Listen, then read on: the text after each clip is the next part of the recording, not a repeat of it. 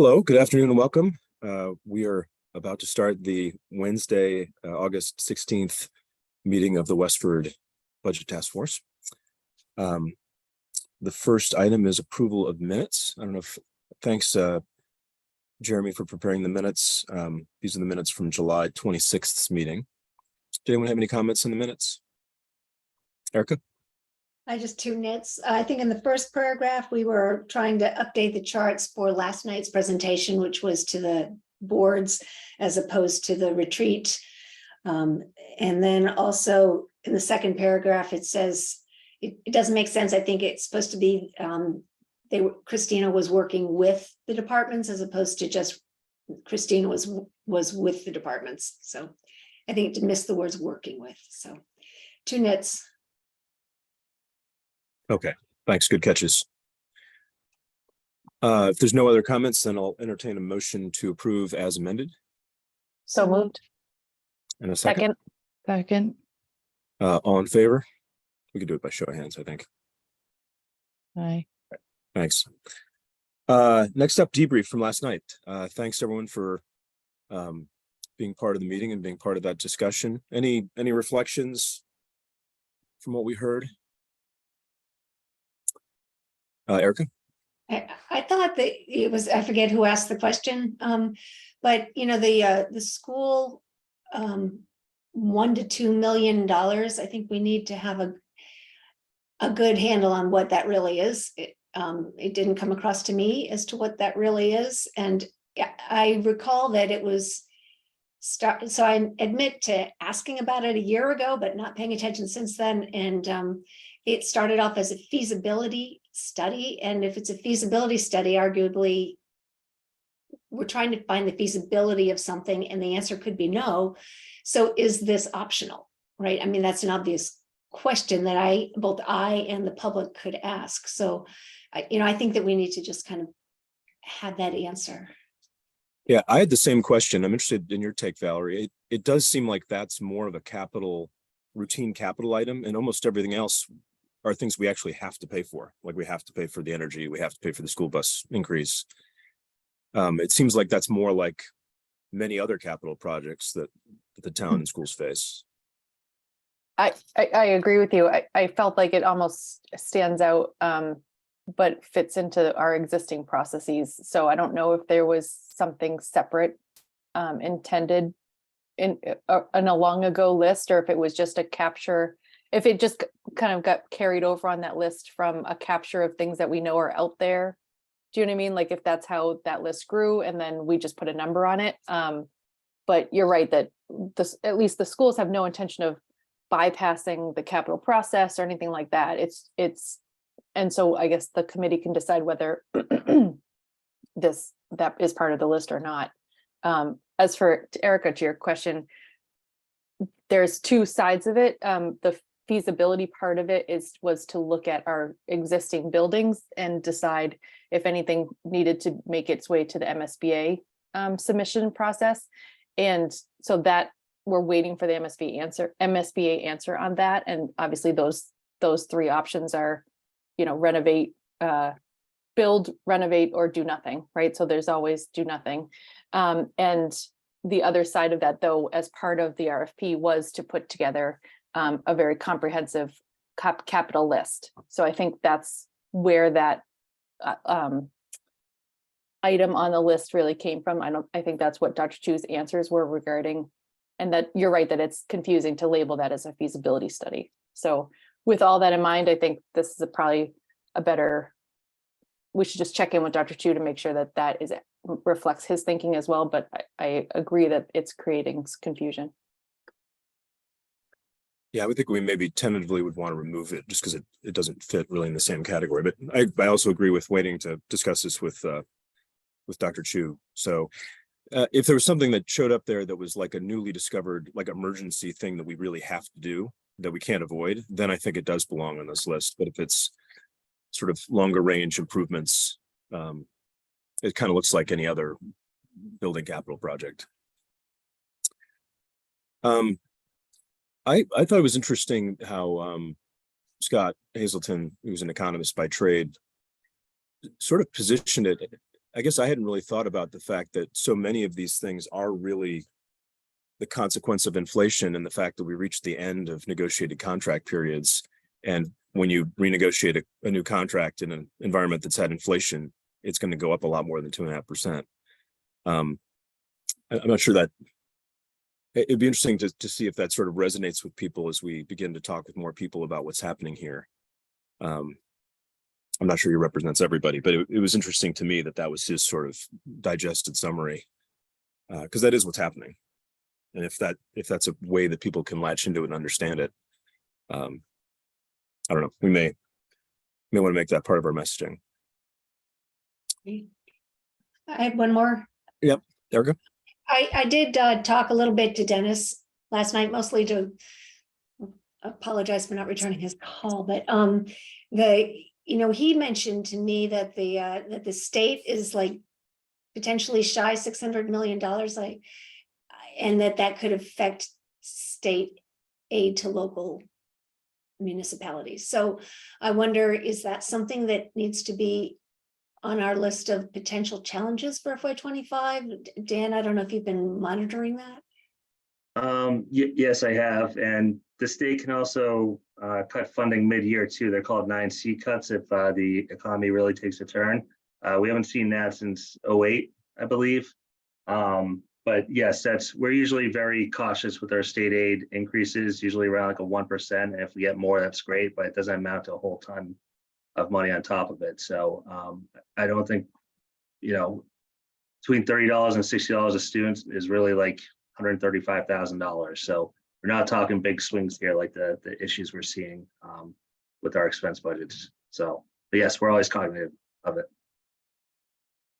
Okay, so we don't need to add it as a challenge. Without knowing much more than that, they might keep up with the local funding and cut something different too. So in a $54 million budget, it's about 1%, give or take. So yeah. Thank you. 54 billion. I'm sorry, I said million. I guess the other thing that got some attention in terms of us having a clear, crisp story was around the health insurance increase. It's hard when you're presenting these bullet lists, especially when it's sort of a bad news story of us having an $8 million shortfall, because immediately people want the detail, like, well, how did that happen and how did we get here? And that's not what we were teed up to do last night. But it seemed like people sort of understood and could accept most of the other things, just even with a one sentence descriptor. But that one, I think we're just gonna have to explain what happened in a little bit more detail, I think. Any other, I guess I was a little bit surprised that there weren't, we sort of used all the agenda time, so maybe it's not surprising, but often with that group, especially the finance committee, you get a lot of questions. It may have just been a constraint of the limited time we had that we didn't get more, but I'd sort of thought we were going to get grilled a little bit more than we were. I agree. I was actually hoping for some more questions because I think that discussion outside of the group of us can just continue to be really helpful. One other reflection I had was I thought, especially on Shayna's slide for new revenue, I just think that the conversation I think is taking a really healthy turn to really putting in practical terms what the dilemma is, right? That here's this slide saying 8 to 10 million. The next slide is basically saying maybe we can scrape together 1 million, right? And the asterisk I thought was really helpful. So I'm really happy with how that's evolved in the conversation. I think if you look at some of our original public forum slides, override was at the very bottom. And I think as a group, we've been very careful and cautious about how we talk about that, right? We are doing our due diligence. We're looking at all of these tools in the toolbox. But when you do the math between those two slides, I just wanted to pat us on the back, I guess, for how we're talking about it. I think it's a very thoughtful and measured way that we're presenting this to the public, and I thought it just came across really well. So it's unfortunate, and the unfortunate reality is there, but I think we're handling it as best we can. For all of you who are residents and not town staff, are you talking about this in your circles? Are you hearing other people talking about it? Because, we had a department head meeting this morning, and obviously we talked a lot about the budget task force work and what they have done, and thanking them and what needs to be done moving forward. And they're like, nobody, the sentiment in the room was, we don't think anybody knows about it. Nobody's attending these public meetings, or nobody's, hearing. And then if we get to a point in time where we have to make drastic cuts or ask for an override or ask for more revenue in a certain way that might not be palatable, are we going to get a huge amount of backlash? And there's always a percentage of the population that will come in at the last minute and say, I knew nothing about this. I'm just trying to get the temperature from you all of, what do you think the sentiment in the community is related to the work that we're doing? I'll go. Yeah, go ahead. Oh, I was just going to say, I feel like I'm pretty active on social media, and I try to share a lot of not just school committee stuff. And it's a noticeable dip in engagement when I post about budget task force. I could post the lunch menus for September 3 weeks early and get a level of engagement that doesn't happen when I'm trying to scream from the rooftops about this situation. And honestly, I feel like that's just a recurring problem. It doesn't necessarily, to me, tied to summer. I feel like that people sort of get tied in when it affects their life. And right now, maybe it still just feels too theoretical. I think one of the things that this committee has been talking about, and I think it came up a little bit last night, and I know it's been on my mind, is the idea, I think Christina raised it originally, of like a trade-off table. And I think that the closer, and we're sort of threading that line, right, of this committee's work between making recommendations, or like Tom, I think you said it last night about policy changes. There is that fine line of how far can we take that? But I think that that's really when people will tune in, is when you say, here's, if we got no new revenue and we had to pay these bills, we could increase class sizes, and here's how much it would save us. We could, I don't want to say anything, I don't want to ad-lib any other things on a public meeting, but you know what I mean? Like, I think that's really, unfortunately, when we might get more headlines, but I think we have been getting a fair coverage from WestfordCAT, and we're doing our best on social media. It's just the nature of the topic, in my experience.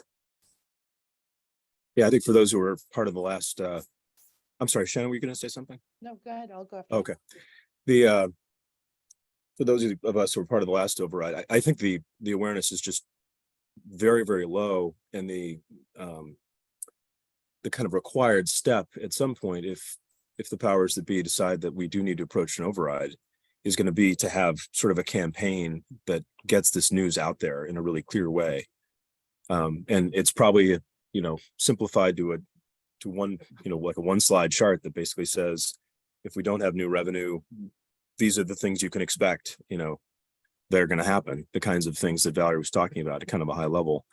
And that's when people tend to, if people think it's going to affect class sizes, then that's, usually just like weeks before the town meeting, or in the month before the town meeting, is when you get people activated because they realize some real consequence might be hitting them. So I'm not particularly surprised. I mean, I'd be open to the idea that we could be doing this work better. I didn't really expect a lot of public engagement. I sort of thought that would come later. I think we'll have a great opportunity in what we're going to talk about next, the strategic planning retreat, because that's sort of the 600 most engaged people in the town.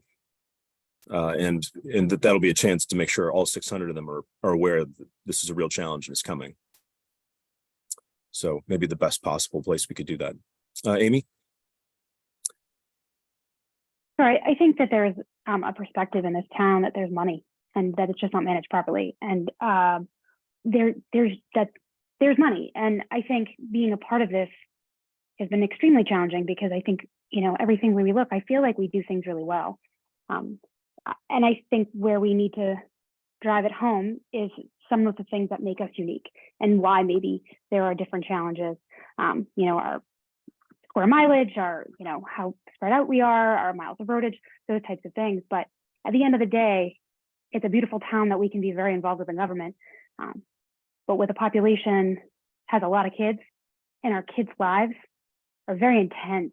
And so unless it's affecting our children directly, it's super hard to come up for air. And that's why, you know, Valerie's most popular posts are, there's a delay today, here's what time your kids will go to school, right? And I'm so grateful for those because it's really hard to figure and sort it out. But everything is really a lot with kids. Everything they do is so much time that I really think, yeah, they need to hear what it's about. And it's hard to come up for air and learn what's going on. And I think that's part of it. I don't think it's that people don't care, but I do think there's a perception that there should be a lot of money because this town has that. And it's not really the truth. So. We'll go to Shanna next, and then Christina. I just want to mention Diane Wood. Hi, Diane, who's joining us out there. She says, from a resident perspective, it's been very quiet because of the summer. The devil is in the details, as Valerie's pointing out. So thanks, Dan, for that perspective. Shanna, I think you had something you want to mention. Yeah, I was just going to say that I try to share things across, you know, the social media groups that I'm on. If Christina or Val hasn't done it already. And sometimes when I see their posts, I try to comment to try to boost some of that visibility across those groups. The moms and the crowds that I run in, they're not really paying attention. and I'm talking about it to everyone that wants to listen to me. But it's definitely not prevalent in people's minds. And it's disappointing because to me, I think once those charts start coming out, there's going to be a lot of ire and people are going to be really upset about some of the difficult choices that need to be made. And it's a struggle for me because we're really trying hard to hit that early, but not getting the response from the community that we're looking for. And I think we are getting some questions, but we haven't seemed to get a lot of other suggestions of things that we could look into. And then a lot of it is a gut reaction when there are people that do look at Val's posts or whatever, and their answers are, well, I'm really disappointed this is in there, or this is that, or this is that, without even actually seeing the full picture, that they want to go right away to you're doing something that's I don't like, not necessarily trying to help be part of the solution, which I think is why a lot of us are here, right? And so I hope maybe that engagement will increase, but I think it's just going to be a tough road. But I second, third, or fourth, whatever that motion is, that it's not getting a lot of chatter in town that it really deserves, and that hopefully isn't going to come too late. Okay, let's take a couple more and then maybe move on. I think we get that we're not getting, it's not on the top of everyone's mind right now. Again, I wouldn't get discouraged. Anybody who's putting a lot of time and effort into this, this is very much like all the town government stuff I've done. I just think of the time before I was, active. I didn't follow things very closely, and I just think that's a normal way to be until it's right in your face, which we will do. Christina. So I won't reiterate, but yes, I'm on the same bandwagon that, it's not out there.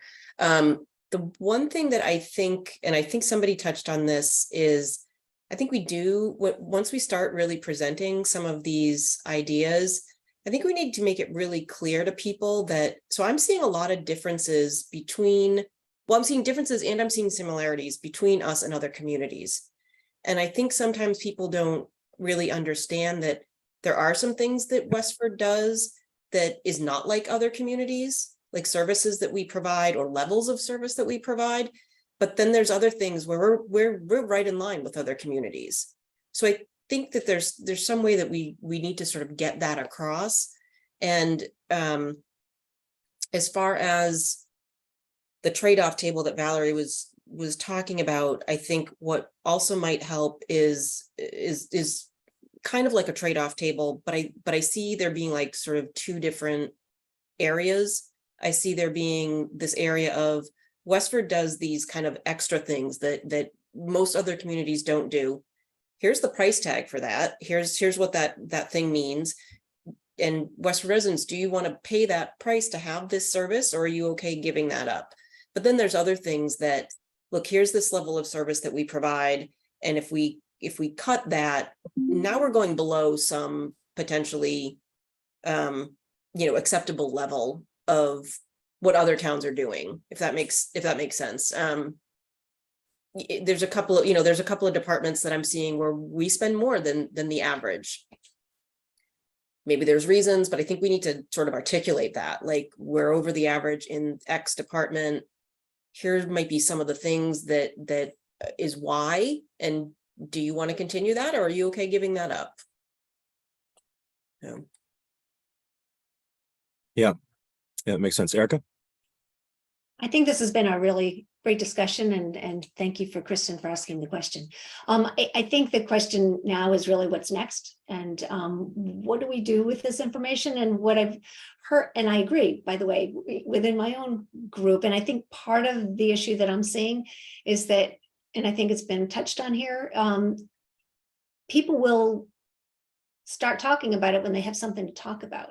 Right now, it's like this vague, oh boy, something's coming, but they don't really know what to do with that. I think if we prioritize in our future activities, more specifically, what kind of things might be on the table. And I think, Tom, you had a great idea for us to look at those Belmont charts, which I thought were, as you suggested, good, in that they put some detail to it, but not so much as that we were putting, employees at risk, or making them nervous. But getting something out there that people will talk about with their friends. Right now, oh, woe is me, there's a budget issue, isn't really going to make it to the top because they can't do anything about it. They can't advocate. They can't, say, oh no, I'm worried about my kid, until we put something specific on the table. So I would prioritize that we think about, I think we should be prioritizing anyway for getting to the strategic planning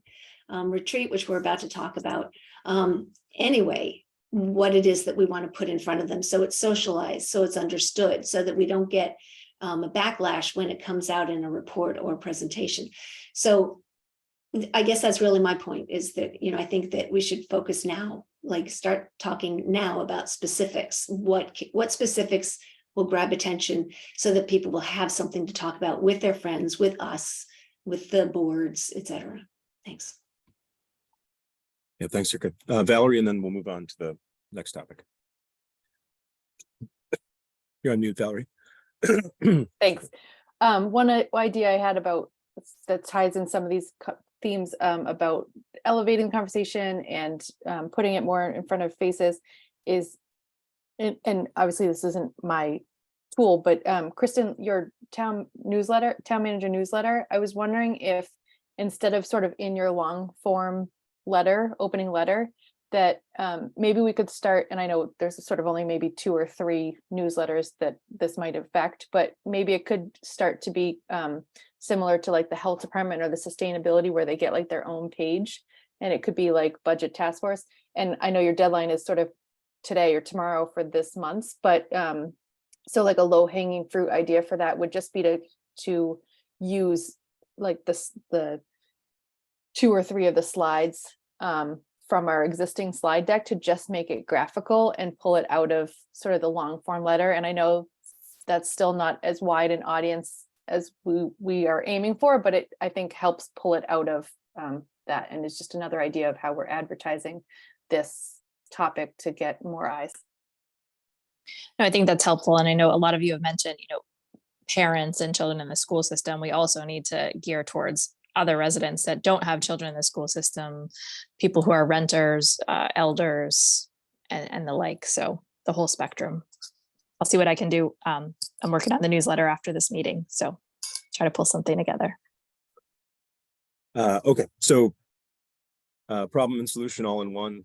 Public communication. We've got a great opportunity coming up at the strategic retreat. First, I just wanted to touch on what our goals are. What do we hope to take away from the retreat? Because that'll affect what content we provide and how we structure the discussion. So I think one thing is just awareness and a clear understanding of the problem in this sort of test group. I see this as sort of like our marketing test group. So I think we want to feel like we've communicated clearly sort of what is the nature of the challenge and what's behind it. This is up for discussion, but I think it's sort of as prep material. I don't think we're going to expect people to do a lot of background prep. I think they're just going to sort of, maybe we'll have a couple handouts or we'll have a QR code people can scan and look at something on their phone. And I think it's going to have to be pretty simple if we want to spend any time discussing instead of just explaining the problem. So I think we almost are going to need like one graphic handout that explains sort of the nature of the budget challenge. So it's sort of the bullet list that Dan has with maybe a little bit of support bullet if we think we can fit it in. I do think it's going to be important for people to, I guess to Amy's point, I do think we'll want to have some benchmark sort of summary that will help people understand, Westford is dead center in terms of spending on these services, or is below, dead center in terms of what we're spending on these services, except for these, if there's call out categories that Christina mentioned. These do look different and here's why. And that's a choice we're making. But I think we kind of need that one page. I'm not sure. I don't think I've seen maybe the draft yet from the benchmark group or the text or the narrative, but I think just from looking at the numbers, it looks like, we're more or less in the zone or even a little bit low, except for maybe just a couple areas. So whatever that message is, and we maybe should discuss what that message is from the benchmark, what the takeaway is, the highest level from the work we've done so far. I think we want to capture that on a page, because I think that's going to make people's minds. So yeah, clear understanding, an opportunity to sort of work on the materials. Hi, Vibu. What else do people think that we want to make sure we leave with in the discussions that we'll have at the strategic planning retreat? Erica? I think just playing off the discussion that we just had, I think it would be in our interest to ensure that the discussions that start at the strategic planning retreat then carry off into the groups, the social groups of the people who attend. So I think in order for that to happen, we would touch on the type of choices that will have to be made and get them talking about it and saying their thoughts in complete sentences, because those are rehearsals for what they're going to say later on. And they also inform us as to what they're thinking. So specifically, if we see the possibility of service cuts, which I think some of the scenarios are going to have to include, then we socialize it there, and those discussions will carry on beyond, as well as, what level of tax increase would be acceptable in order to maintain the services that we find critical, and then have that conversation continue on beyond the retreat. So I think just to further our concern that we don't want to get backlash later on, I think it would be in our best interest to put specifics regarding service cuts and tax increases on the table for real discussion. The other thing that I think that would be helpful as a goal is for us to get help from the public with our selection of the scenarios that we are required to provide. If we have the analysis starting now, then ideally we'll have some things that we are going to be churning over in our head at the time, so that we can put them into the final report, whose draft is probably going to be due the next week. So we should have specifics, I think, that we can share, and that we can maybe have the public help us get a perspective that maybe we hadn't thought of.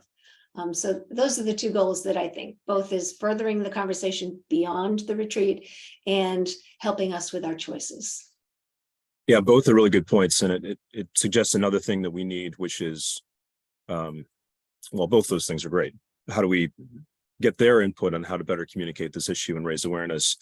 And then in addition to kind of a summary benchmark and a summary of the problem statement, we probably do need a summary of some of the trade-offs and just expose people to what the trade-offs potentially could look like and get their reaction, because it'll be a mix. But if we're seeing in the reaction, none of these trade-offs are acceptable, that'll tell us something about how we want to communicate. If people are picking on certain things and saying, yeah, I would trade that away, I don't think we need that. That would be, we either need to explain it better if we think it is really critical, or maybe that's just input we can, channel back to the various boards. So those are both good points. Amy? Sure. I think one thing that we might need to add is I don't know how to put this. As a resident, this big thing has happened and it's within our control, but sort of communicate that they can trust that this is going to be. I think the residents are going to have a hard time trusting that this isn't going to happen again, right? If say we do this tax override, we do this thing, maybe discuss what we're doing going forward to ensure that that's not a way we're going to solve this problem in the future. And I don't know that I think that's what we're doing here, but to make sure that that work continues and we can kind of keep their trust.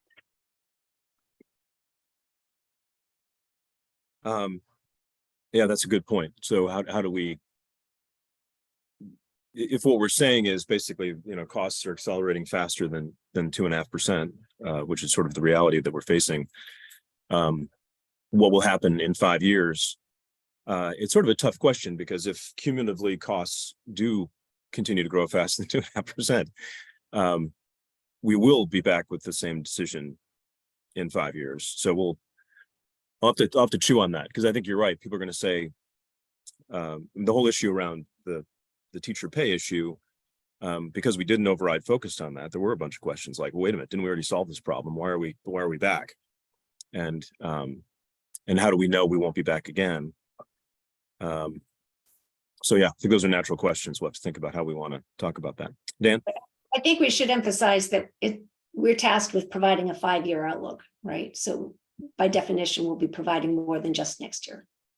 Yeah. It's something. Dan? Yeah, so all the other override information, they only set targets through 3 to 4 years, saying they're not going to come back for an override, because they can't make promises beyond that, because we don't know any of the external factors that might occur. And we don't want to deprive residents of a choice if they want to keep services, or just because we promise not to come back with an issue doesn't mean, we just can't make promises beyond that time frame, I think.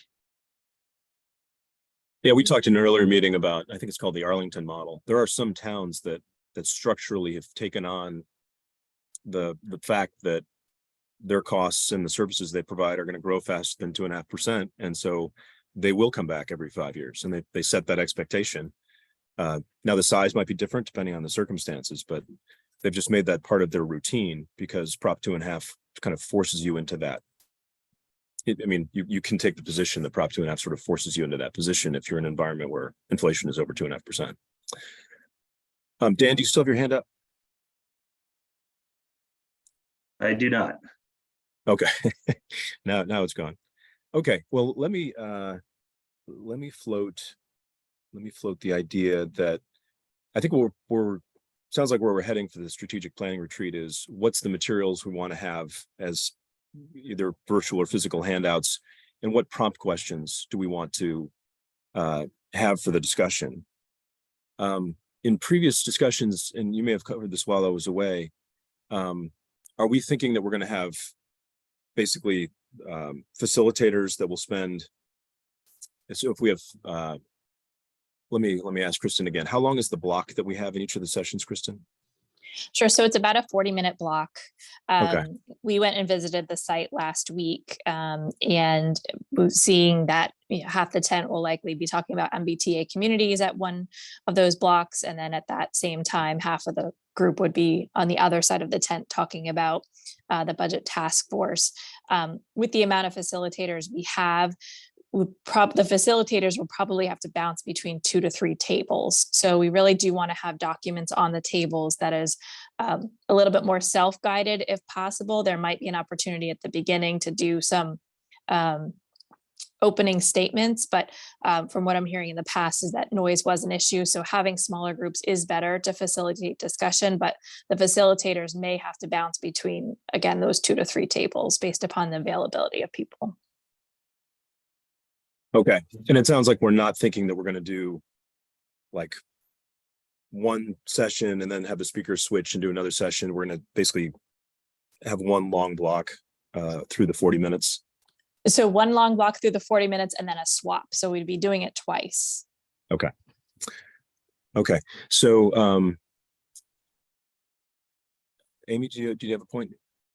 I just didn't know if it was appropriate. I mean, I've not been to something like this, to have a participant help take some notes. So have paper available to some sort of write those things down if we're sharing facilitators. Yeah, I think we'll definitely want to do that, especially if we're not going to have a facilitator at each table. So it sounds like what's at each table is information. So sort of one clear problem statement piece, one clear sort of benchmark, here's how we spend money piece, and then one sort of here's the trade-offs that we may have to face piece. I'm just spitballing here, but it seems like if we have those three things, and then the prompt questions could be, what can we be doing to better engage the public and help, educate, inform, get input, and some, I think, reaction to the trade-offs. And then maybe just a free form, what questions do you have? Like, what else would you like to see this budget task force investigate and come back, with data behind? Does that sound directionally right, Erica? Do you have other things you'd like to add?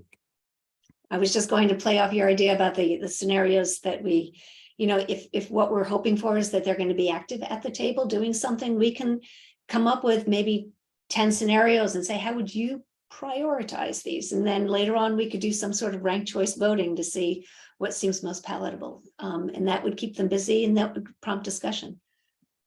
Just a thought.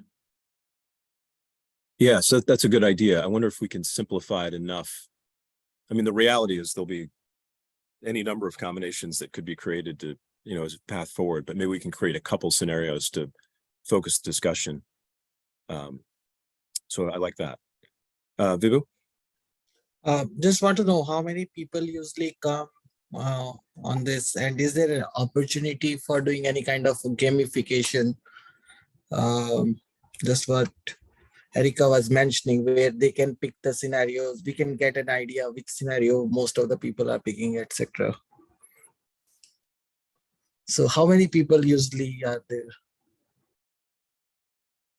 Kristen, do you have that number? I think it's 6. So it's ranged from 100 to 350. We're anticipating about 250 people, which includes town staff. Yeah, and it's challenging. So it's like, so when you say table, so what's like, people are gonna be standing in front of us, or how is it?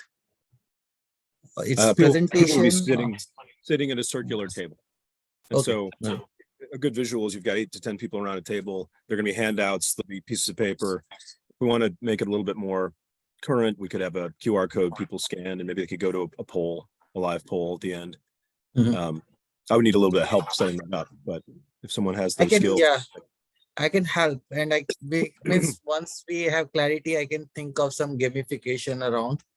Also, if we want to take opinion, and we can collect all those opinion on fly. Yeah. Yeah, I think that could be great. Shanna?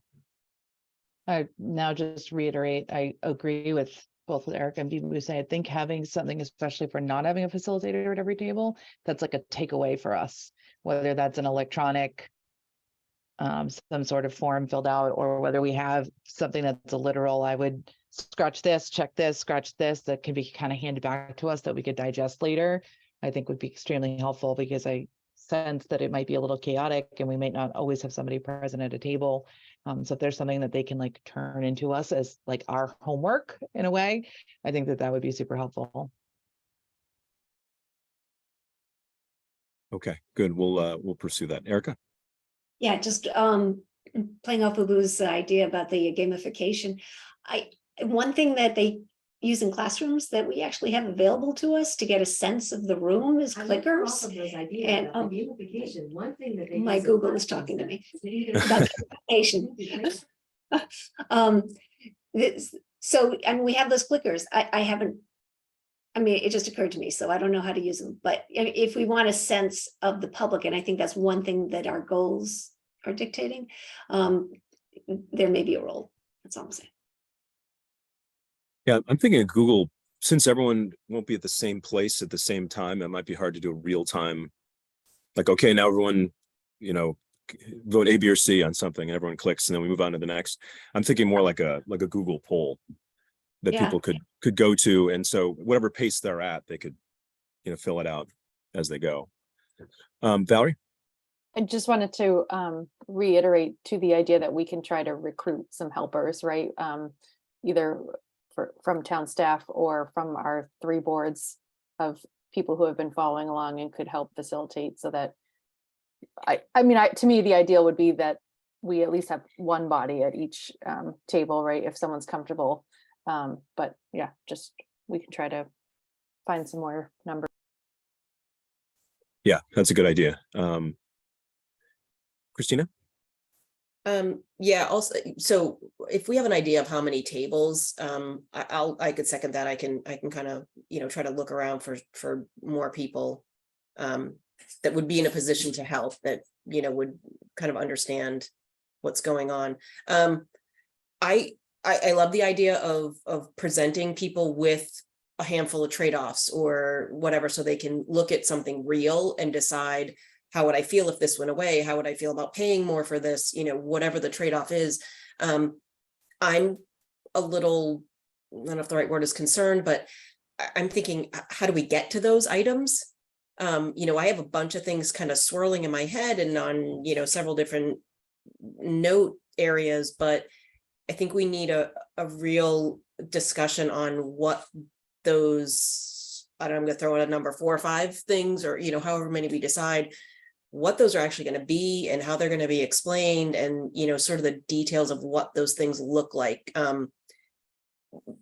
We haven't had that discussion and that analysis of even, could these things even save us any money? Would it be any advantage? What's the ramifications? On and on and on, like that, just that level. Well,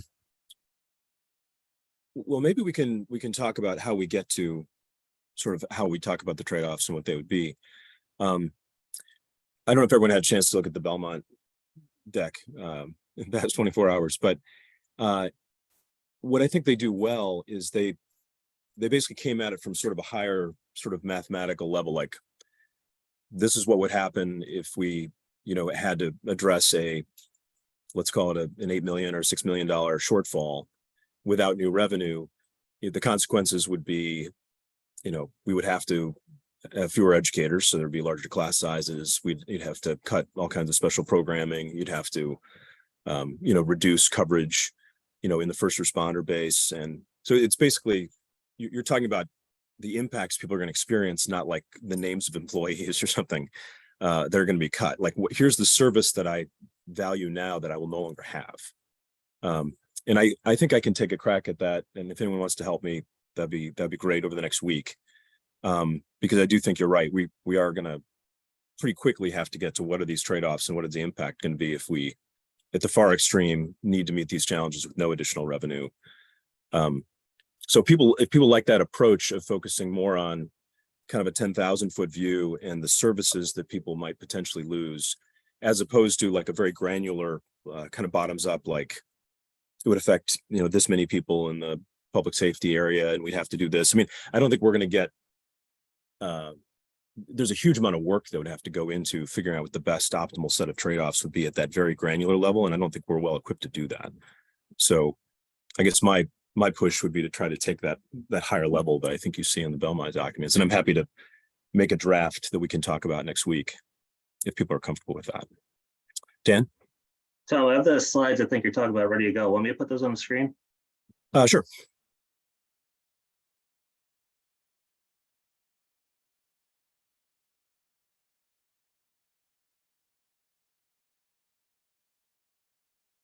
This is the first one that's high level, saying between town and school, sort of the breakdown of very high level at this point. And then they had this next slide that had this list of potential impacts. Right.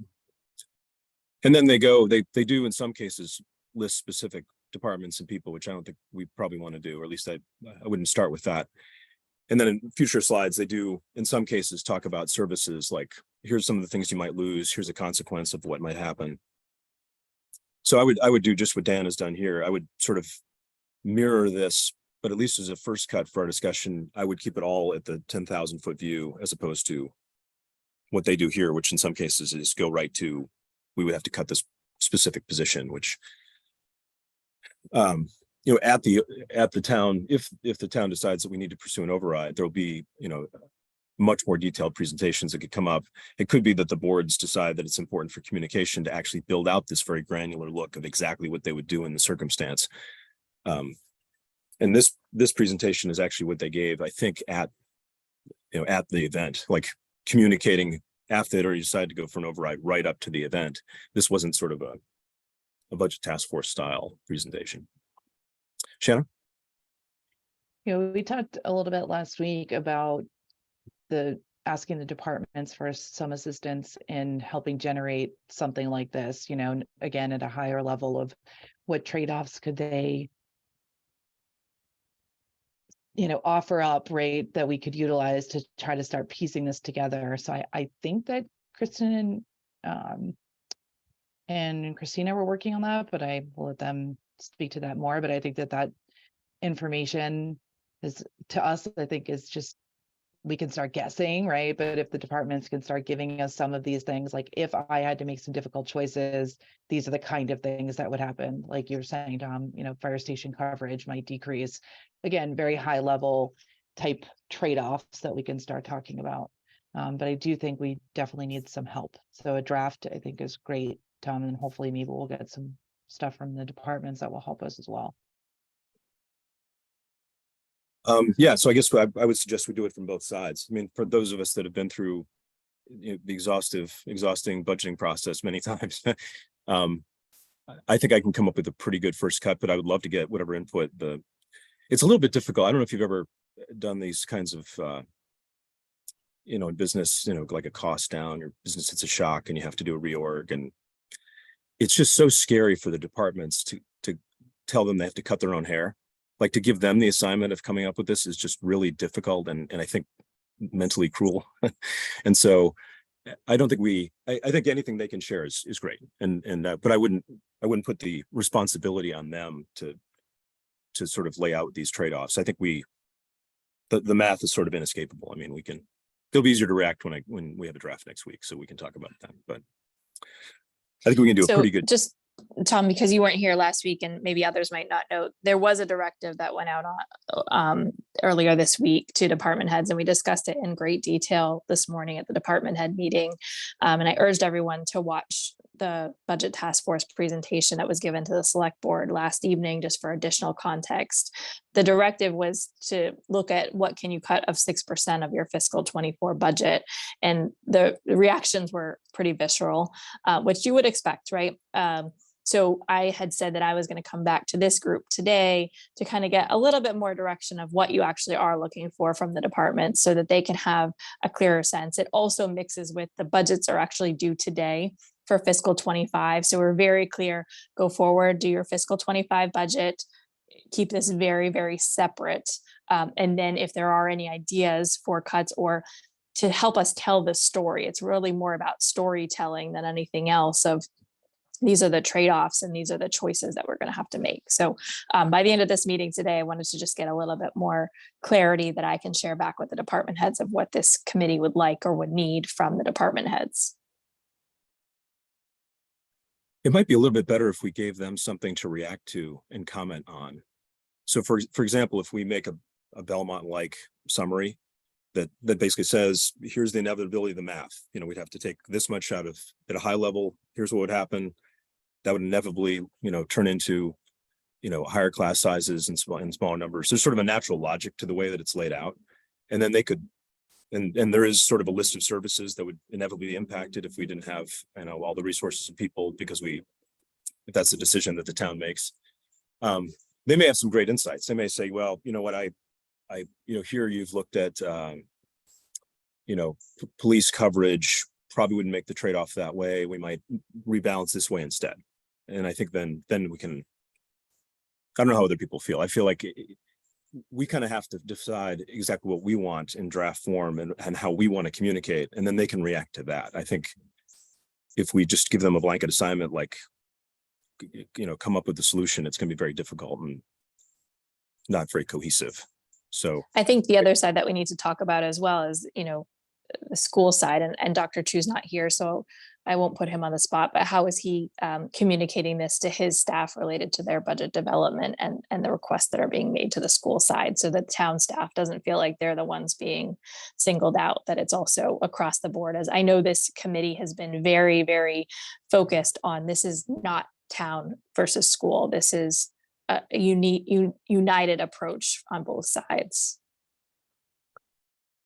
yeah, I'm interested in comments, but if I think pretty strong suggestion would be that we give them something to react to, not ask them to write something, because I think that's too difficult an assignment.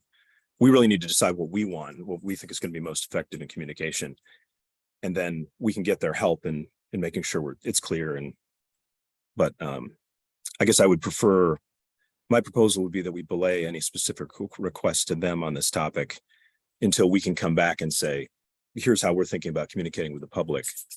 Do you think we have it right, or does this misrepresent, at some level, how you'd actually do it if this assignment came down to you? Erica? I'm thrilled to hear you saying this. I have said the exact same thing, Tom. I think, that the department heads are, if they come up with ideas, they know the colleague that's impacted. They are potentially throwing their own colleagues under the bus, and that's just very harsh, and it's a hard thing to do. And I endorse entirely, I think I've said so, that we should be the ones that come up with ideas and put it in front of them to the extent that we can, recognizing that we don't run the departments, but to the extent we can. I'm just endorsing what you said, which I think I have also said. But my point was regarding the chart that Dan brought up.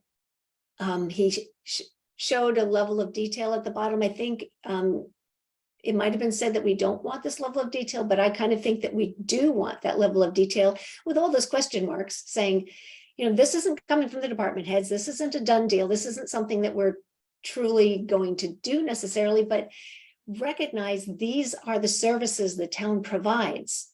And you specifically have, these are the specifics I think that we talked about early in this meeting today. Giving the public specifics to talk about will get them talking about it, right, with their friends. So I just wanted to endorse the idea that we actually do put down a lot of the type of things that are at the bottom of that Belmont chart. Yeah, and I definitely would include those. Erica, I'm glad you mentioned that. It's a little bit, it'll be easier when we have the draft to look at together. There are things in that. Belmont does get very specific in some places, too specific, I think, for our purposes. So I'm talking about things that weren't things Dan showed. I think the two things Dan showed are a good lead in to what we'd want to do. Vivu? Yeah. So Tom, like the work Christina did on the data, when I look it purely from the budget perspective, I see a lot of things. Why we have so many headcounts in this area versus benchmark. It might be good if as a team we look into this data together, and that might allow us to ask those questions. Like in various areas, we see that our headcounts are too many versus all other towns. In certain areas, headcounts are not much, but the span which that particular group is making is much higher. And if we as a group can look into it, it might help us in putting right questions also. Yeah, this sort of walks into the updates from the different subgroups, but I want to make sure I'm looking in the right place. I tried to go through and look at the working draft of the document. The place I looked was in Dan's OneDrive. I don't know if the benchmarking group, for example, has created this narrative that sort of presents data and says, this is our summary. Okay, are we at a place where we can do that? Because I think we are, from a time point of view, getting to the point where we kind of need a draft. See, we have like the dashboard, Tableau dashboard. It's just, I think if we can look into it and come up with some snapshots from there, that means bringing snapshot should not be a challenge. But I am new, so I don't know what is right or wrong. That's the challenge with me. I am just looking numbers. Christina? So we're not at that place. Kind of what I was referring to before. It's really been me discussing things with the department heads, Kristen and I talking to other communities. On the benchmarking and efficiency side, we haven't sort of gathered together all of these little, sort of little things that we've kind of collected and we've seen, and the fact that a head count in this department may be higher than the average, and all of that stuff. We haven't discussed that to sort of boil down to, okay, what do we think we could propose as changes, or what should go on that efficiencies list? We haven't gotten to that point. So I'm not comfortable at all taking my notes and making those decisions and putting them into a document at this point. I have a bunch of notes, I have a bunch of stuff, but I really need to bounce it off other people, maybe even go back to department heads. Because a lot of these things are, you can say it however you want, but it very well may be people's jobs. And if we don't want that to come across, then we need to consciously be very careful about what we're recommending, right? And so I do not feel comfortable, like I said, at this point, in me alone doing that. And back to your point about, sort of this body suggesting to the department heads, I don't know exactly what that would look like. I did write the email that went out to the department heads that said, could you please look at 6%, because my thinking and what we had talked about last week, and I know, Tom, you weren't there, was that this deficit represents roughly a 6% of our total budget. So just with that ballpark in mind, we wanted to put it back on the department heads because they're the experts in this area. We didn't want to come to them and say, cut $300,000 or, whatever the number might be. And maybe that doesn't make sense. Do you know what I mean? Right. So I don't understand. I guess I don't understand how you can come about it from that angle. I just, I haven't done it. So that was sort of our thinking, was that, they know their budgets, they know the implications. Maybe with the 6%, sort of target in mind, they have a little bit more of an idea of what they could do and what the implications of that would be. And Chris Chu kind of backed that up, if I'm not misquoting him, that said, if I have a target, I, as a department head, can kind of tell you what that's going to do. You may not like it, but I can tell you what it's going to do. Right. So, so I'll prepare a draft and we can react to it. So, because I do have a very clear picture in my mind, and I've done this, unfortunately, many times in my business life. And I'm pretty confident that we can get something that'll tell the message, that'll explain how the service trade-offs will happen. It will talk about positions. It just won't get specific by department. But yeah, I mean, we're just talking about something that you don't have in front of you. So I'm happy to put this together and do it. I do think we should probably hold off on asking the individual departments to do it.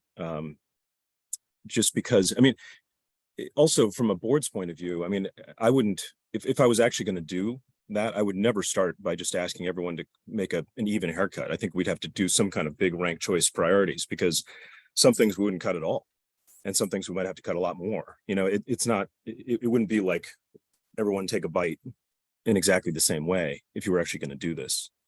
So let me take a crack at it. I guess asking a slightly different question, Christina. So I kind of imagine the benchmarking will have two things. One thing will be just at a high level, here's how we spend, and the Tableau chart gets to that. So, at a high level, once we've done our best to make an apples to apples comparison, here's where Westford is on these different spending categories versus, all the other towns that we're comparing against. And I think the high level message of that is likely, okay, well, except for these couple of areas, we're kind of right in the mix. So if people are entering this discussion thinking, Westford spending all this money and there's a huge pile of money, all we have to do is reallocate and make, better choices. One part of this is just to say, well, here's the choices we're making. Here's how we're making them relative to other towns. And, these two areas stand out, but otherwise it's Right. very, very close. Are we close to being able to do that? So I think Vibu got the Tableau data maybe end of last week. I've started looking through it. Vibu, just before I forget, I think I noticed Concord is missing off of that list. So we still need to kind of look through, make sure everything's there and correct, and start sort of pulling things out. But we do have that we do have that now. Because I think that with, Yeah. I think that with a summary narrative is a great piece to have to sort of steer the discussion at the retreat. I think the whole efficiency thing is very hard. And I think it makes perfect sense that we would not have the efficiency write-ups about specific areas we really do think are areas of improvement that we've vetted, we've talked about it. We're not just making stuff up in a vacuum. I think that will come the day before we publish the, the draft report to the boards, because that's hard, really hard work to do. So if we could maybe break that into two pieces and try to relatively soon get the sort of high level benchmark with some narrative, I think that would be great. And then I would certainly expect that the much more complicated part would come later. Okay. Shanna? I have been more in team camp. I guess I'll call it Christina camp. In her opinion, Tom, you maybe have a better, and maybe this is the reason that you feel strongly in an opposite direction, better understanding of the budgets, having done it a bunch of times. But I feel like from a task force perspective, you're right. At the end of the day, the select board would need to decide that, $300,000 of cuts would come from this one versus $600,000 from that one. But I'm not sure that that's what our task is as a task force. It's really to be able to outline the efficiencies or the areas that could be cut. And me personally feel like I don't understand, the department heads understand their budgets, and absolutely these are really difficult conversations and nobody wants to be in that place. But it's also to try to help prepare for the fact that these maybe right now they're topics of thought, but they may become reality down the road. And so I think the department's starting to have that thought process. I think kind of what you're saying, Kristen, was like this high level idea, like if we got to this point, these are the trade-offs. Like it's super easy for me to say, I think we'll just shut down a fire station for a few hours, but I don't understand what those ramifications are. But Chief Targ would understand what those ramifications are. And he may have something he would rather trade off for the similar amount of money that would have less impact, and I think that's why the department head's input is important here, because we can't fully understand all the ramifications. And then a second question I had again was from our town meeting, open meeting law perspective, what is the maximum amount of people that we can have that can sit together and help? So I want to figure out how to help Christina, and I know I can sit with her, but is 3 people too much, or is 2 people the max? What's the max number of people that could get together offline to go through some of the information? Kristen, you want to field that? Yeah, so 2 is preferable. I know we broke into subgroups, so we have 6 in one and I think 5 in another. So I think if it's cross subcommittees, we could do 3 max without being too illegal. Okay, because I am We're gonna try to- definitely willing to sit down and help Christina, drive through some of that information. But if there was somebody else that wanted to join us, that might be helpful. And across subcommittees, but I agree with, I don't think we even have a handle on what efficiencies we would look at, because we really need to dig through the results of some of those conversations. So whatever I can do. Yeah, I mean, willing. it's very difficult to schedule that work too. It's not like you can just read a book and then write book reports. So, I mean, the efficiency thing, we may come to the select board and the school committee and the finance committee and say, we are continuing to work on some of these efficiency items because we need to really make sure we understand them before we make any recommendation. We're working on 8. We have 2 of them ready now. We're going to continue to work on that. So I Nail on I the wouldn't- head, Tom. That was another point I made last week, was that I really think, and I wish I had thought to say this last night when I was sitting at the table. I think that we should be starting to talk to the boards too about continuing a subset of this work after October, right? There's no way that we're going to have in 6 weeks a really good handle on some of these things. And I think that if we have the ability to stay on a little bit and say, we had these 12 revenue sources and these 15 efficiencies, we would like to continue to investigate these 5 items, and to see if we could kind of stay on and help dig into a little deeper into a subset of items that may have the biggest return, and be able to really dive deeper. And I really think that that would be a good course of action too.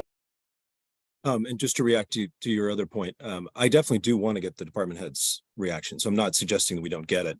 I just think if we propose a very clear assignment for them to react to, then they'll be able to use their time efficiently. If we ask them to basically create a whole parallel budget to the actual budget they're putting together, I mean, it takes us 6 months as a town to put together the budget. It's just an enormous amount of work. So I just want to make sure we're asking them to do what we actually really want. So, so I'll take a cut at this and we'll be able to talk about it next week. And we'll certainly want to run it past the department heads to get their read, directionally, does this seem correct, or are there changes that you would want to make?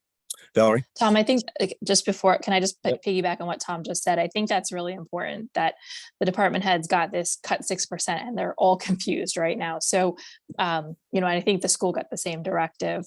If we can just be a little bit more crisp and clear of what we need for them. And what I said today at the meeting this morning was, please start thinking about things that you could give up or that would be given up and what the trade-offs are. I did not give them a parameter number or value or percentage, but if we can work to that as a group and I can get back to them on that, that would be helpful.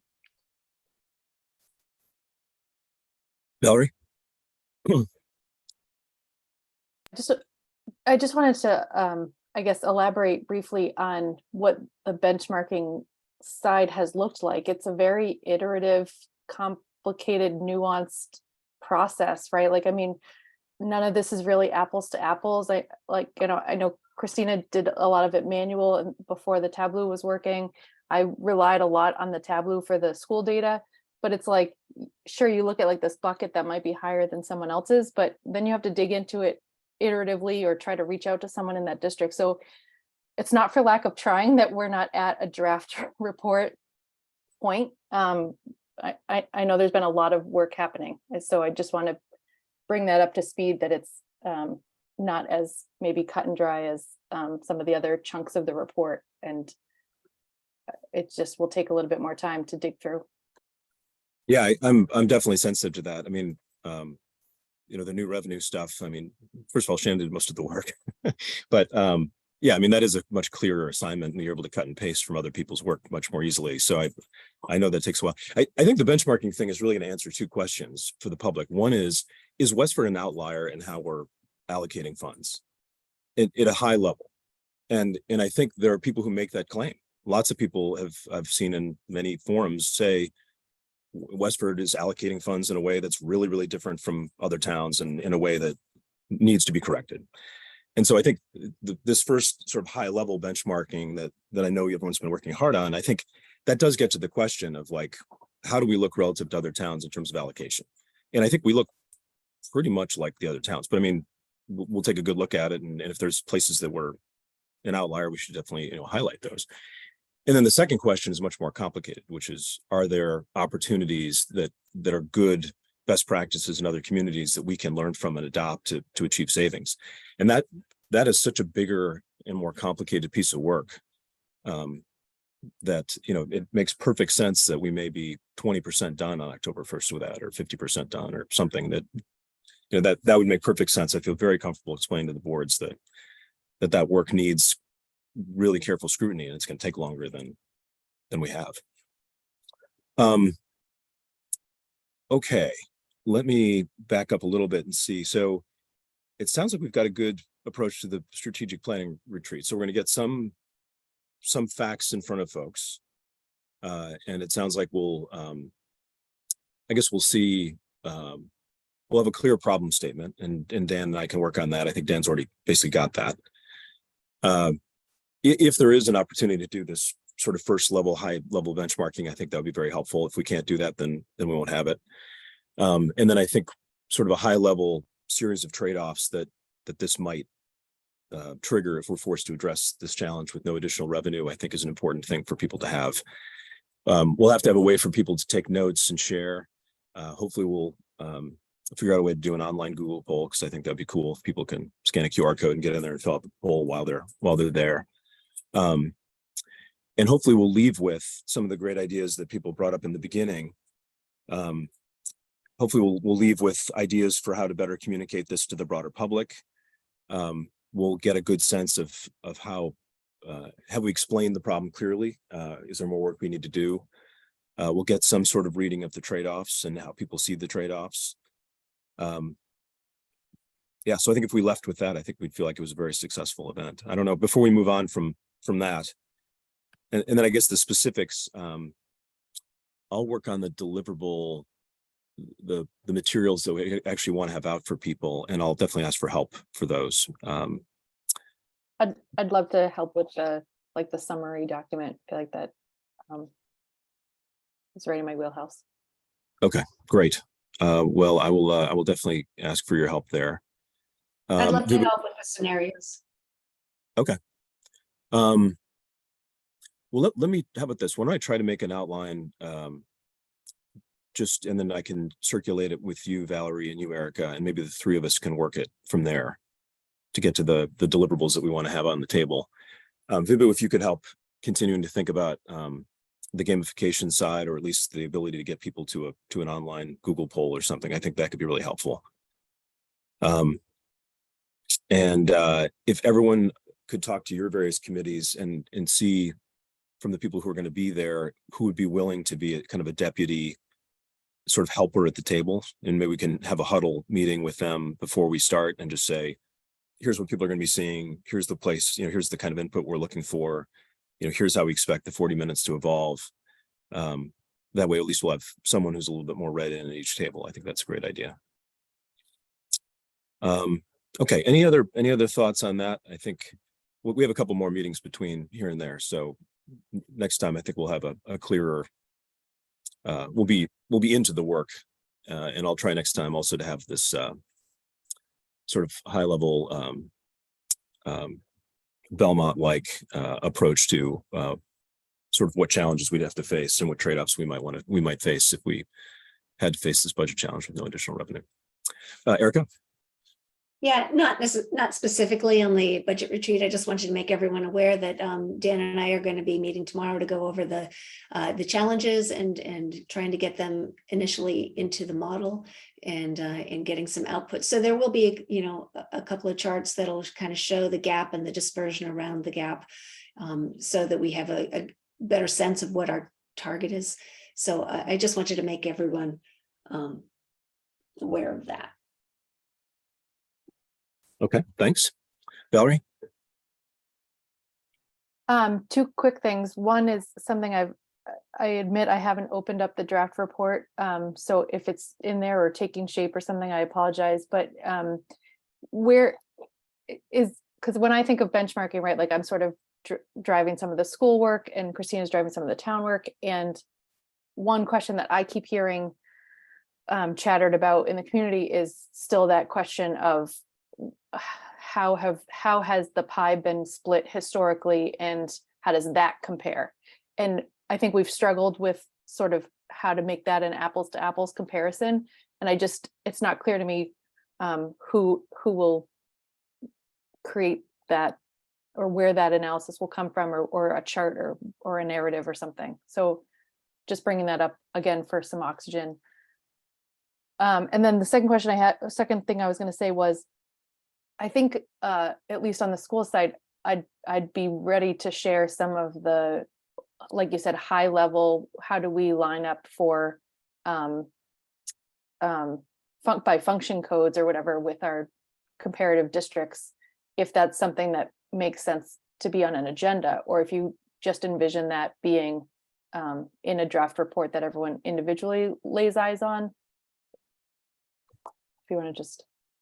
I think it'd be great if at some future update from the subcommittees, if there's a 15-minute block that says, here's sort of our preliminary take on it, here's what we learned, here are the limitations of the analysis, but I think there is some signal here that's interesting. So yeah, please. And we had done that a little bit with the revenue items and the budget items. I think we'd taken the whole group time just to say, here's where we stand and here's what we're still looking for, but here's what looks like it's largely done. The document as it is a little bit rough. So there's just a lot of stuff that's not in there, and it's sort of like cut and paste from a whole bunch of different things in different fonts. But we'll have to give some focus to that over the next couple of weeks. To answer your question about the school town allocation split. I guess, Dan, you prepared that nice spreadsheet. I'm wondering if you might want to take a crack at the narrative of just the facts of what's happened and how we did that. That's Westford specific though, right? I think what we're hearing from the community is people wondering, how does that compare against other?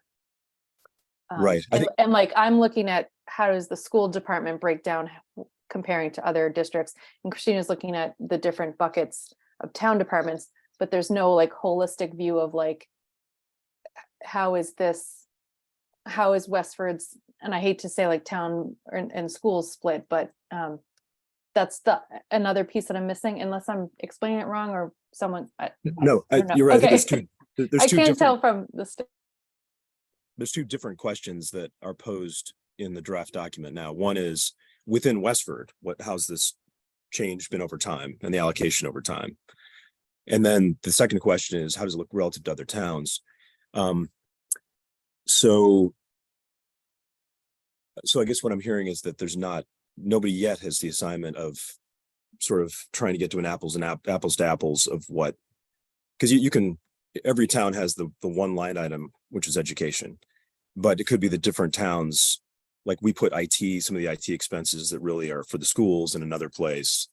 Right. We have, I don't know if every town does the healthcare the same way in terms of the way Right. they budget. Right. So someone has to. It's very nuanced, and I just think, I don't know, like I said, someone's time to figure that out or how to make that comparison. Yeah, Dan, is that something that you'd be willing to take a look at, trying to see if we can take a quick look and try to get apples to apples with the school comparable communities? I don't think that's possible, given the other workload here. I don't know if anybody can get that done within time. It's just so nuanced that I think it's above and beyond, unless it's something that's really simple. We can't, I don't know how it's possible to pull out all that information and have it be anywhere accurate in the time frame we have too. So I don't think we can get it done in time. That's fair. Thank you. I guess I just want to keep, I keep hearing it as a open question in the community. So I just want to keep bringing it up, but I think that's a totally fair assessment of how much work it would take. Valerie, I wonder if the response can be towns budget so differently from piece to piece, whether they have a full public facilities department that does town and school, or electricity that's spread across. Like, I don't want to not answer the question, but can we make a response that is educated, that says that this is not currently feasible to respond to? I'm sure people are like, well, Belmont spends 80% on their schools and 20% on town. Like, do we actually have to compare ourselves percentage wise to other towns, or is there a different story around it that we can state in a different way? Yeah, I wonder if you could, maybe there's a conversation to have one-on-one with you, Dan. I'm wondering if you did just do the highest level analysis that we know is going to have some budgeting differences between towns, we have to answer the question. So even if we say, here's the simplified analysis, but here's all the caveats for why this is distracting. But even with all that said, here's in general kind of what it looks like in terms of the numbers. I guess if we thought that was too misleading, because if you look at all the carve outs and caveats of differences, it creates like a 10% or 20% spread. And so you can't really read that data and understand it. I guess maybe, I have all the data too. Maybe I can go through and just try to do a first cut and then talk to you about it and see if we say, here's the simple version, but there's all these caveats that make it difficult to know. We could also pick a smaller group of comparables and say, we can't boil the ocean here. It's way too complicated to take all 20 schools and do this. So we picked 3 that we think might give the most information. And so, okay, sounds like it's a bigger job than I thought. So maybe I'll take a look at it a little bit more and then get back with you, Dan, and see if there's some way to answer the question in a way that is truthful and gives some direction, given that we can't, disentangle these numbers in the time we have. Sure, that sounds good. Okay, great question. We have a little bit of time left. Do we did a little bit of updating of the various groups. I don't know, Shannon, I'm going to lean over here and say, I don't think we really have much of an update. I think a lot of the work has been I did go through and try to make some updates and edits, and there's a few last things I'm chasing down, but is there anything we should share as an update here? I don't think so. I think maybe I might try to reach out to Jeff Morissette at some point soon and see if he's got a little bit more of some crafted information I can add into the MBTA list, zoning list. So we can actually have a little bit more detail in there, but I'm not sure if they're there yet. And then we had some back and forth, Tom, on the solar panels. So I think we just need to decide when I should reach out to get, even if the report's not done, maybe some preliminary information or something that we could include. I think those are the two primary parts that are a little bit hung up. I'm also just waiting for some data on the schools. It sounds activity fees and bus fees. I was able to get a little bit of assistance from Dr. Chu's administrative staff, but they don't seem to have the time to help me finish it. So I've got to try to figure out if I can dig out the rest of the information or not. And other than that, we're in pretty good shape. So happy to offer some of my time to help Christina. Great. And Christina, I think we got some of the update from the benchmarking group. Is there other things that we can do to pitch in, Valerie?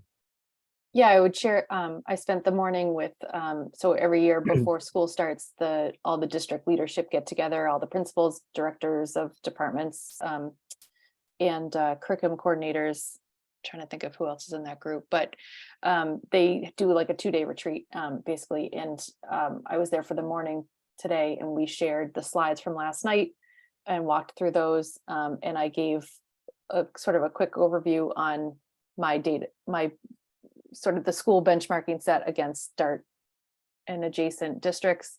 And then we broke up into smaller groups. So I can only I only know what happened on 1/4 of the room, but I'm going to get the notes from the other groups. And we're hoping that will help sort of just start the ideas of efficiencies. Or one thing that we were trying to do on the school side is that there have been years of like very public discussions of reductions, right? So we're trying to capture that first, before just saying, pretend nothing happened over the last 5 years and now think about efficiencies, but just to capture where we've been over the last couple tough budget cycles first. So that's what I am expecting, and then going from there. Great, thank you. Excuse me. And on Christi- the Go ahead, oh. Chris. on the benchmarking side, Christina and I finished up 5 conversations with benchmark communities. We're probably going to need some help going through, like Christina and I worked primarily on the town side. So we're probably going to need someone who's more familiar with school budget to just like check our work and look at our work. And then people who are more familiar with this, with the school side, have people who are more familiar with the town side check and double check their work, just to make sure that we're not missing anything and we're asking those questions. So I think if there's anyone on the revenue side that does have time or availability to help our benchmarking side, we might need that. I also wonder if we maybe do a quick doodle and squeeze in another subcommittee group.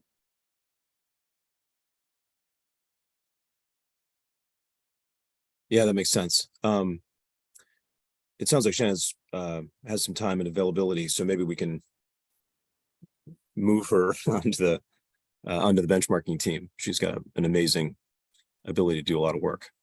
And I guess it would be for the subcommittees themselves to go ahead and decide if they want to hold an interim meeting in between now and this next meeting. So please, if that feels like a good necessary step, please do that. Trying to remember if there was some other thing that we wanted to make sure that we covered. I think we've covered a lot, so maybe we've hit everything that we need to get to this time. Anything else that people want to make sure we touch base on, and any other action items floating out there that you feel like we need to give more attention to? I was hoping we could ask, we could get clarity on what we're doing with the public input that we're getting. Just to make sure that, you know, it's, nobody can accuse us of doing the public outreach for lip service, right? So that, you know, if we're getting things through the suggestion box or through the virtual forums, or through the in-person forums, that we do something with it. Yeah, Dan, go ahead, Valerie. I was just gonna say, it's been very quiet lately. Yeah. I I'm thinking like the regionalization. I don't know when we're going to investigate that. Right. That was something, but I haven't seen it anywhere, for instance. But, and I know that there are other things that are on the suggestion box. I don't know if there should be a methodical look at what we have. And just to make sure that we're. So that's due diligence. kind of my point a little bit earlier. I mean, regionalization is on our efficiencies list, but we haven't really discussed it as a committee. We're going to need help from staff to really flush that out and see what the reality is. Yeah.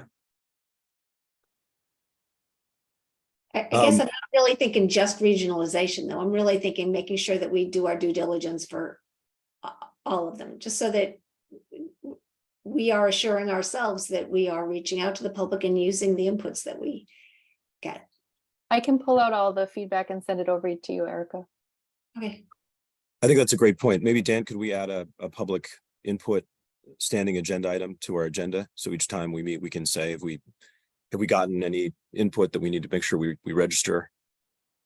And I think your point's great, Erica. We want to make sure that all the input we have, we've thought about it. And if it generates an action item, we make sure the action item is tracked. Thanks. So maybe we can do a sort of a review through it to kind of catch ourselves up in next meeting and just say, yeah, we've reviewed it and we think these are 3 or 4 action items that emerge that we want to make sure we touch base on. I can take the action to distill whatever Valerie sends me into something to talk about. That'd be great. Okay, well, that brings us right up to 2 o'clock. Any last comments before we break for this time? Motion Everyone's to good. adjourn? Everyone's good with the same timing, so we're going to keep on this drumbeat. Okay. Great. I have a motion to adjourn. I have a second. Second. Okay. All in favor? Aye. Okay. Thanks, everybody. Thank you. Right.